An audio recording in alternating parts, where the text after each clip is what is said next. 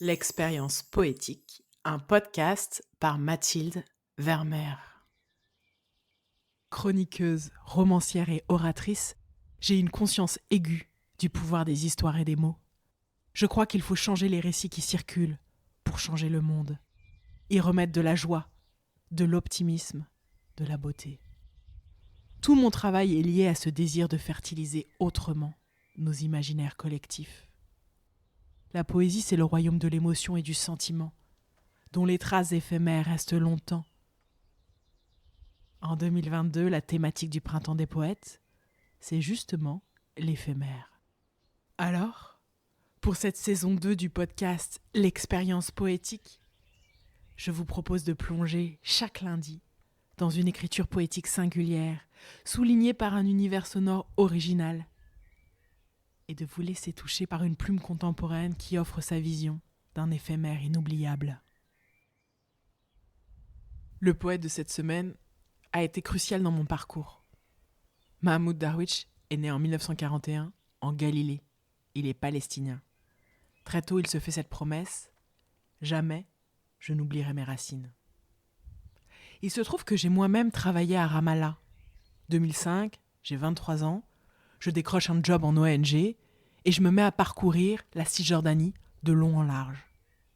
Plusieurs fois, on me parle du poète, que je lis en rentrant, alors que ces mots ardents se mêlent à mes souvenirs compliqués.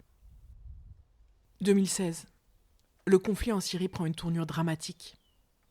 Je reviens aux écrits de Darwich. J'ai besoin d'espoir, j'ai besoin de rejoindre en pensée les gens d'Alep, et je me dis que lui, de tous les auteurs, peut accueillir ma tristesse. C'est grâce à lui, en fait, que je commence ce travail sur les réseaux sociaux. Dans son sillage, je me dis que face à la guerre, face à la violence, on peut répondre par la poésie. Je garde un attachement très fort à son œuvre, et c'est donc avec émotion que je vous lis aujourd'hui 3 de ses textes.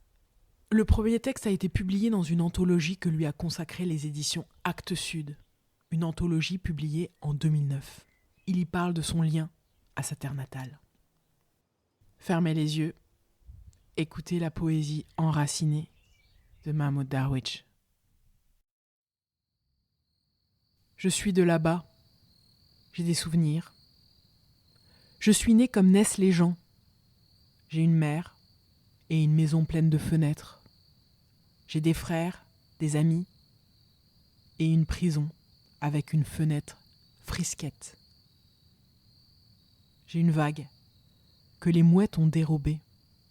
J'ai mon paysage favori. J'ai un toit de chaume, une lune au bord extrême du mot, de la nourriture pour les oiseaux et un olivier immortel. Je suis venu sur terre avant que les épées ne touchent un corps et n'en fassent un festin.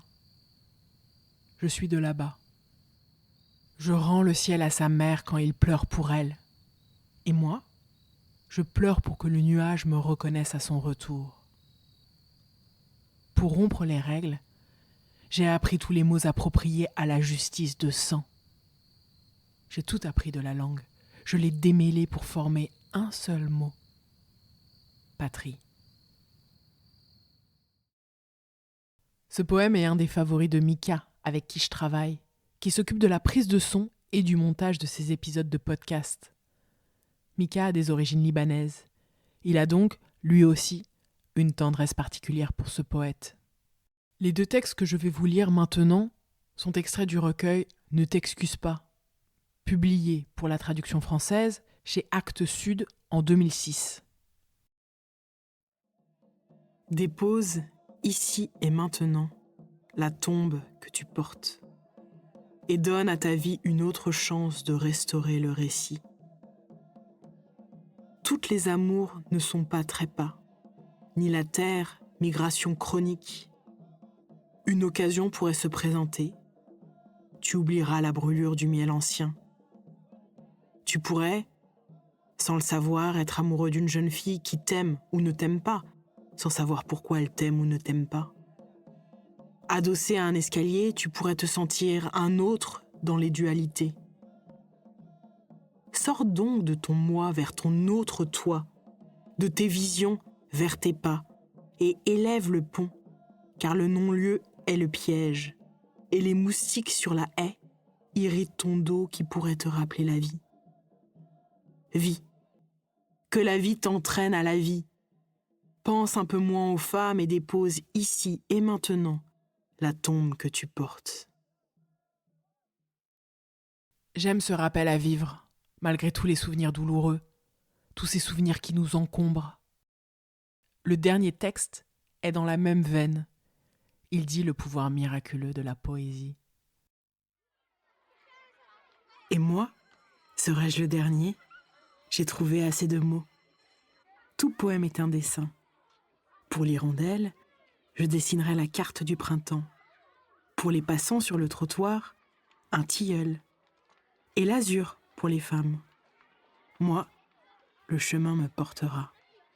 Et je le prendrai sur mes épaules, jusqu'à ce que les choses retrouvent intactes leur image et leur nom originel ensuite. Tout poème est une mère qui cherche pour la nuée son frère auprès du puits. Mon enfant, je te donnerai ton autre toi. Je suis enceinte. Tout poème est un songe.